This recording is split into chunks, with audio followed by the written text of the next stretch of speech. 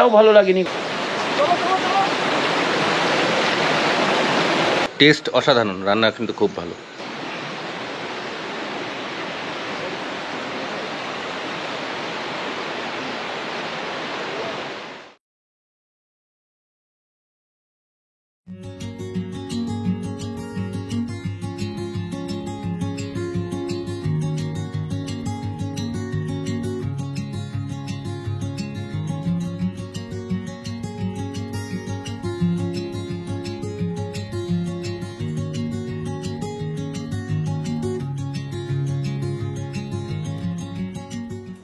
পূর্ব সিকিমের কিছু অখ্যাত গ্রামে বেশ কয়েকদিন ধরে পাখির ছবি তোলার পর আমাদের হঠাৎ মনে হলো যে যদি একদিন নদীর পাড়ে কোনো একটা জায়গায় কাটানো যায়, কিন্তু কোথায় যাব জানি না। গৌতমদা বললেন নিজেদের বাহন তো সঙ্গে আছে, চিন্তা কি, চলো বেরিয়ে পড়ি। পড়লাম বেরিয়ে।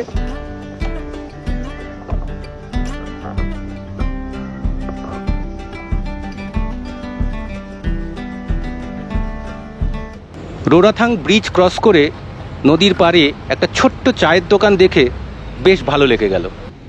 ছোট্ট একটা রোড সাইড গুমটি দোকান, অথচ এখানে ওয়াশরুম কোন দিকে আলাদাভাবে সেটা ইন্ডিকেট করা রয়েছে, মানে যেখানে সেখানে ওই ব্যাপার স্যাপারগুলো করা যে যাবে না, ওরা যে মেনটেন করেন তার একটা কিন্তু উদাহরণ এইটা। সেখানে বসে চা খেতে খেতে আলোচনার মাধ্যমে ঠিক হলো যে আপাতত রংলি যাওয়া যাক, তারপর ভাবা যাবে কোথায় যাব।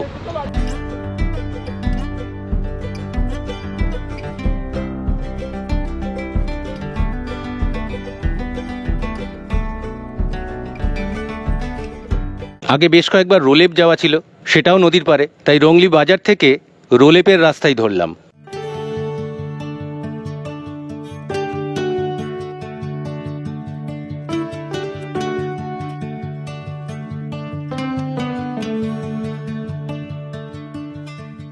কয়েক কিলোমিটার এগোনোর পর একটা সুন্দর ভিউ দেখে দাঁড়িয়েছি, এমন সময় আলাপ হয়ে গেল একজন স্থানীয় মানুষের সঙ্গে। তার কাছ থেকে একটা নতুন জায়গার খবর পেয়ে গেলাম। এই যে রাস্তাটা যাচ্ছে এটা হচ্ছে রংলির দিক থেকে এসেছে। এইখানে এসে এই যে দেখুন একটা বোর্ড রয়েছে, এটাই মার্কিংয়ের, তুলসীরাম শর্মা কাশ্যপ মার্গ। এইখান থেকে এই যে রাস্তাটা এই এসে এই ওপরের রাস্তাটা চলে যাচ্ছে রোলেপের দিকে। এইখান থেকে আমাদের ওপরে না গিয়ে বাঁ দিকে আর একটা রাস্তা নেমেছে, এই রাস্তাটা ধরতে হবে রংপোখলা যাওয়ার জন্য। একটু ভিউটা দেখিয়ে দিই।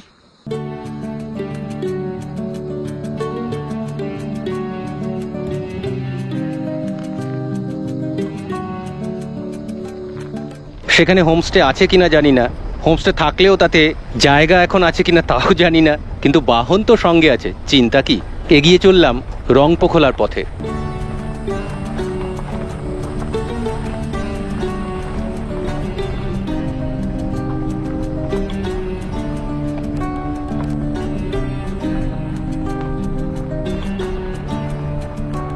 চারপাশটা অসম্ভব সুন্দর, কিন্তু রাস্তার অবস্থা খারাপ। খারাপ মানে একেবারে খুবই খারাপ। চালকের দক্ষতা যথেষ্ট না হলে এ পথে আসা কিন্তু বেশ কঠিন।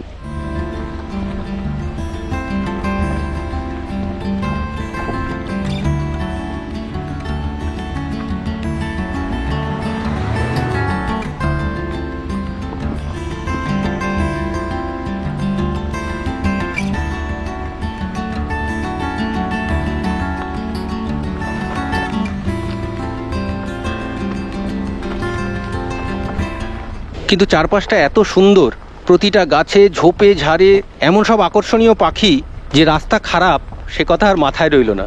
এমনকি কোথাও যে পৌঁছে হোমস্টের ব্যবস্থা করতে হবে সে চিন্তাও যেন মাথা থেকে উড়ে বেরিয়ে গেল।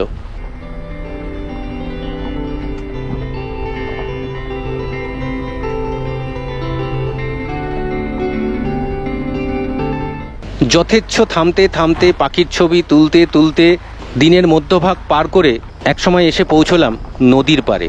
হোমস্টেও পেয়ে গেলাম। নদীর পাশেই খোলা ডাইনিং এরিয়া আর থাকার জন্য অনেকগুলো ঘর। এই হচ্ছে আমাদের হোমস্টে, রিভার ভ্যালি হোমস্টে। এই ঘরগুলো দিয়ে এদের হোমস্টে শুরু হয়েছিল। এখানে 4টে ঘর আছে। এই ব্লকটা নতুন করা হয়েছে। এখানে প্রতি ফ্লোরে 2টো করে, মোট 6টা রুম আছে। এই হচ্ছে রুম, 4 জন থাকতে পারে এই রুমটাতে, দুদিকেই জানালা। আর এই হচ্ছে ওয়াশরুম, গিজার টিজার সব আছে। তার মানে শীতকালে গরম জল লাগে, কিন্তু নদীর পার হওয়া সত্ত্বেও বর্ষা এবং শীত ছাড়া মাঝে মধ্যেই নাকি ফ্যান চালাতে হয়, তাই সে ব্যবস্থাও আছে। আমাদেরও কিন্তু ফ্যান লেগেছিল। ছোটবেলায় পড়েছিলাম অতিথি মানে হচ্ছে যার আগমনের কোনো তিথি নাই। আমরাও খানিকটা সেভাবেই বিনা সংবাদে পৌঁছেছিলাম, তাই আমাদের লাঞ্চের ব্যবস্থা রেডি ছিল না, একটু সময় লাগবে তৈরি করতে। তাই ঘরে মালপত্র রেখে ক্যামেরা নিয়ে বেরিয়ে পড়লাম পাখির খোঁজে। হোমস্টের একদম গা ঘেঁষে বয়ে চলেছে রংপোখোলা, ভরা বসন্ত, তাই সে ক্ষীণতোয়া, গর্জন কিন্তু যথেষ্ট প্রবল।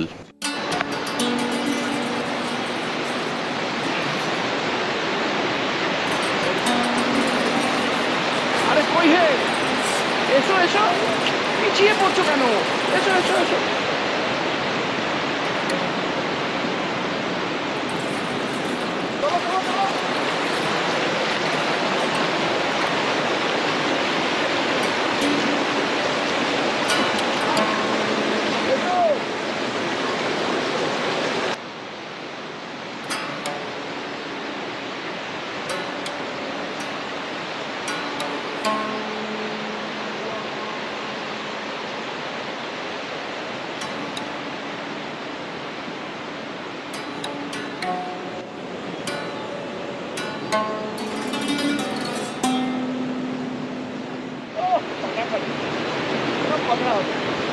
এরকম একটা অসাধারণ প্রকৃতি যে সিকিমের এত কাছে আছে, আমরা এতবার সিকিম ঘুরে খুঁজে পাই।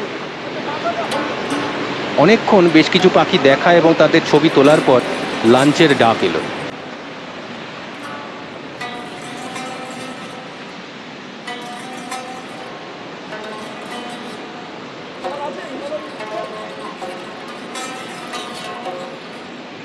চলে এসেছি খাওয়া দাওয়া করতে এখানে ডাইনিং স্পেসে। মেনু প্রচুর, ডাল, বেগুন ভাজা, আলু চোখা, পেঁয়াজ আছে, আর একটা বরবটি আর আলুর একটা ভাজা, পাঁপড়ও এসে গেছে। এই আমাদের হোস্ট মিলনজি, সন্ধ্যাবেলা ভালো করে কথা হবে। এই আমাদের মিলনজির মিসেস সাবিনা, इसका नाम। हेलो।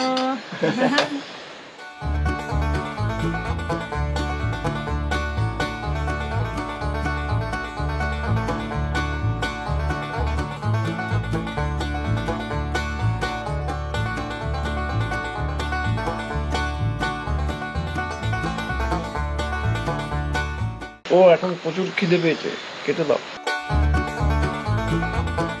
টেস্ট অসাধারণ, রান্না কিন্তু খুব ভালো। আর এখন খিদের পেটে এতগুলো মেনু, কিন্তু একটু মাছির উপদ্রব আছে এই আর কি, একটু বেলা হয়ে গেল এই আর কি। চলো কোনো ব্যাপার না। লাঞ্চ সেরে উঠতে উঠতে বেলা প্রায় অনেকটাই পড়ে এলো। এই সময়টা আবার পাখিদের অ্যাক্টিভিটি যথেষ্ট বেশি থাকে, তাই আবার বেরিয়ে পড়লাম ক্যামেরা হাতে। বেশ কিছুটা সময় কাটালাম এদের সঙ্গে।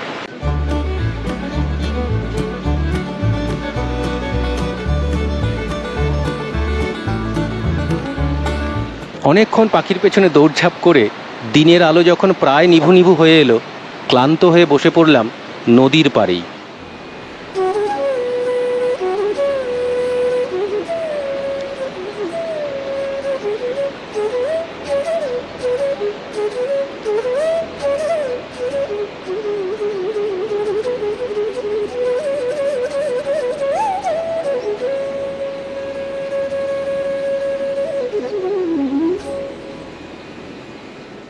এখন বারবিকিউ হচ্ছে, তো পেছনে একটা গান চলছে, কপিরাইট আসতে পারে, জন্য একটু দূরে চলে আসলাম। এবার বারবিকিউ কেমন হচ্ছে দেখি কি দাঁড়ায়। রাত্রে খোলা জায়গাতে পোকার উপদ্রবটা একটু বেশি, তাই আমরা ডিনার সারতে চলেছি এদের কিচেনে। এই হলো ওদের কিচেন, রান্না চলছে। আমরা বরঞ্চ একটু অন্য গল্প করে নিই। প্রথমে তো ভেবেছিলাম যে কোথায় যাচ্ছি, ভাঙাচোরা রাস্তা দিয়ে আমরা ঠিকঠাক জায়গায় পৌঁছাতে পারবো কিনা। তারপরে এখানে এসে ফার্স্ট ফেজে দেখেও মানে খুব একটা ইমপ্রেসিভ লাগেনি। যখন আমরা গাড়ির থেকে লাগেজগুলো নিয়ে বার করছি, ঘরে ঢুকে ঘরটাও ভালো লাগেনি, ঘরে যখন ঢুকছি উঠছি সেই এটাও ভালো লাগেনি। আচ্ছা, দেখে জানলা খুলে মানে এই কি দেখছি, মানে সেই সত্য সেলুকাস কি বিচিত্র দেশে, ওই কথাটা মনে পড়ে গেল যে এ তো হাতের কাছে ইয়ে রয়েছে, মানে সোনা রয়েছে। মানে আমরা সেই দুটো পাখি ছবি তোলার জন্য কোথায় কত দূর হাঁটি, কোথায় যাই, ওইখানে দেখলাম ওইখানে দেখলাম। আর এখানে মনে হচ্ছে একটা পাখিকে ফোকাস করতে গেলে আর একটা পাখি ফোকাস হয়ে যাচ্ছে, মনে হচ্ছে এরকম একটা কিছু হবে। হ্যাঁ, ইমোশনাল হয়ে যাচ্ছি। আর এখানকার গেস্টরা যা যা বললেন, এখানে নাকি সেই মানে পোকার বা মাছির মতো, মৌমাছির মতো এখানে নাকি সকালে আজকে পাখি দেখা গেছে। তো সেটা শুনে তো আমরা বেশি এক্সাইটেড, কত তাড়াতাড়ি রাতটা শেষ হবে, কত তাড়াতাড়ি সকালের আলোটা ফুটে উঠবে।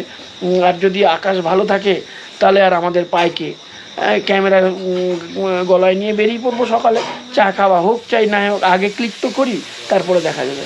আর যদি বৃষ্টি হয় ভাই, আর কি আর করবো, অবস্থা ব্যাক টু প্যাভিলিয়ন। আমার বাড়ি বীরপাড়াতে আছে, জুলাইতে বাড়ি যাব।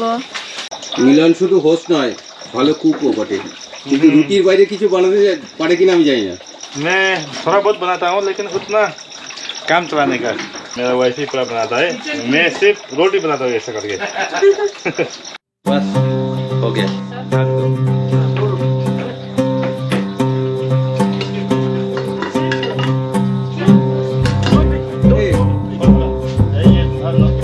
গৌতমদার রুটি, আমার ভাত, কিন্তু কমন হচ্ছে মাছের ঝোল, যেটা আমরা এখানে একদমই পছন্দ করি না, কিন্তু কিছু করার নেই। আমরা চাই না, আমরা চাই যেখানে এসছি সেখানকার ট্র্যাডিশনাল ফুডটাই খাবো। কিন্তু কি করবো, এখন অন্য গেস্টরা এখানে এসছেন, তাদের সংখ্যায় বড়, তো সুতরাং কথাতেই বলে যাদের দিকে পাল্লা ভারী সেটাই হবে। ওদিকে পাল্লা ভারী বলে চলো ভাই, কই বাদ নেই। পরদিন সকালে জানালার পর্দা সরাতেই ধরা দিল অবারিত সবুজ প্রকৃতি।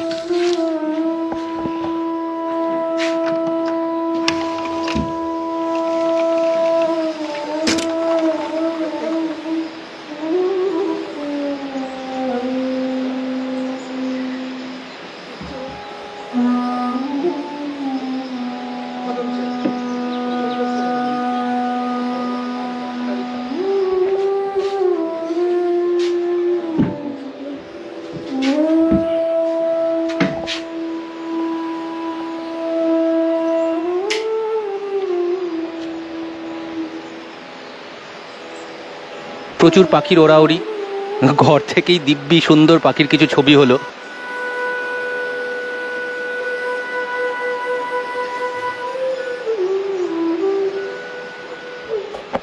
তবে তাই বলে আমরা ঘরে বসে থাকলাম না, বাইরে বেরিয়ে প্রচুর হাঁটাহাঁটি আর কসরত করে বেশ কিছু ভালো ছবি পেয়ে গেলাম।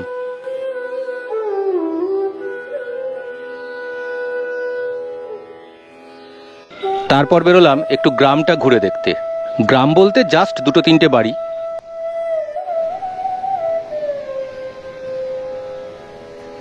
এটা হচ্ছে এখানকার সব থেকে নামকরা হোমস্টে। হোমস্টে না বলে রিসর্ট বলাই ভালো। একদম নদীর পাড়ে, খুব ভালো লোকেশন, সর্বসুবিধাযুক্ত, কিন্তু খরচটাও বড্ড বেশি। আমরা কিন্তু চেষ্টা করি যত কম খরচে ঘুরে আসা যায়, সেই জন্য সব জায়গাতেই সব থেকে সস্তার হোমস্টেই খুঁজে বেড়াই আমরা।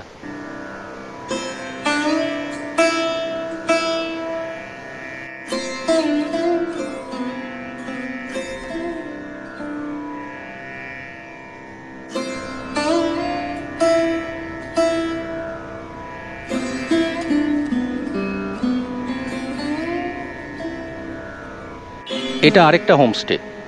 মিলনজির হোমস্টেতে জায়গা না থাকলে তার গেস্টদের এখানেই উনি ব্যবস্থা করে দেন।